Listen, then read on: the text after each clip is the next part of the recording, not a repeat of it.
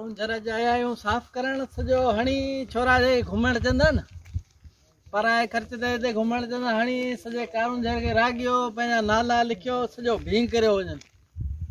अॼु बेली संगत चयो हलो त हली मिटायूं कोई बुर्श कोई सामान वामान खया आहिनि अॼु को हथु चढ़े थो ॿ टे लठियूं वणंदासीं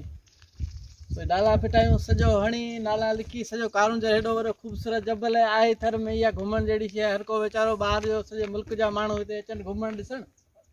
हणियो हितो भींग करियो नाला लिखियो सॼा बुर्श गॾु वरी हरामी अहिड़ा तयारी सां खणियो सामान सॼो गॾु खणियो था अचनि त नाला लिखंदासीं हासेकार हणियो सॼा पंहिंजा नाला घर जूं एड्रेसूं ॿियूं लिखियो वञनि कुंभार सूबेदार सो चए त हलो बेली गॾिजी संगत सॼी खईं अची आबत करे अची लॻायूं सो नाला पिया फिटायूं ॾिसूं केतिरा था मिटजनि पोइ वरी अचूं अलाए संगत सां हाल वाल पुछूं अलाए केतिरो कमु थियो अञा केतिरो कनि पिया लॻा पिया आहिनि सभु सो अबा हलिया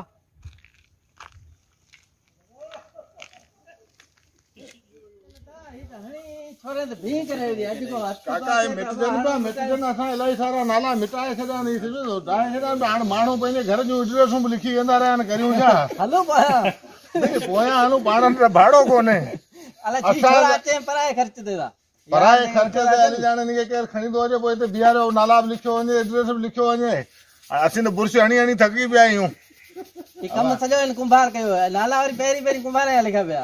कुमार न था कुमार खुद जा बि घणा नाला लिखियल आहिनि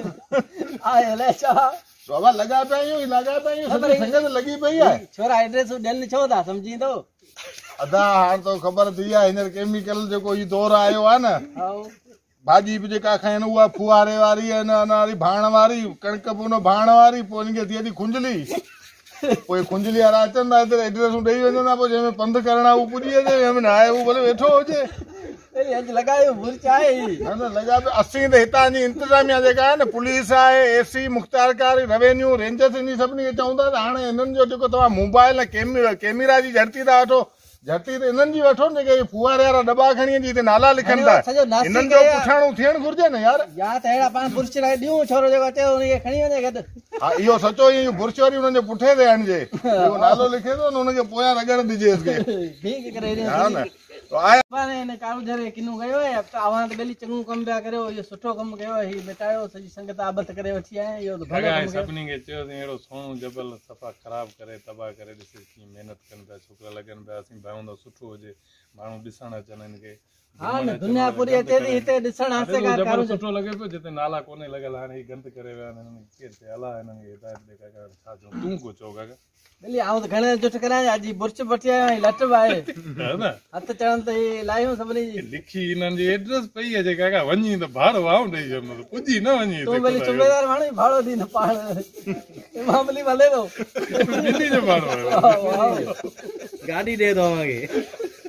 गाॾी थी न सभिनी जे घरां थी अचो जिन नाला एड्रेस लिखी पई आहे न इन्हनि सभिनी खां थी अचो वञा तो अञा ॾिसां छोरो हथ तो चढ़े अॼु ठीक आहे कुंभार जा सलाम ॾेई अचो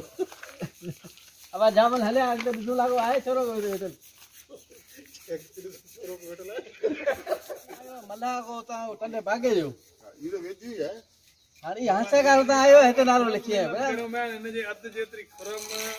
उते का फिर तो ये कोन उते नालो लिखे के मुकाम में वनी पे तकतीन तो लग रहा है हिते लिखी नालो जान करे ना आई दाए वठो हणी रंग एड़ा वठो माता तू इते आराम सा वेही रहो बस वरी वारो करियो गॾजी करियो को आए दा तो लिखो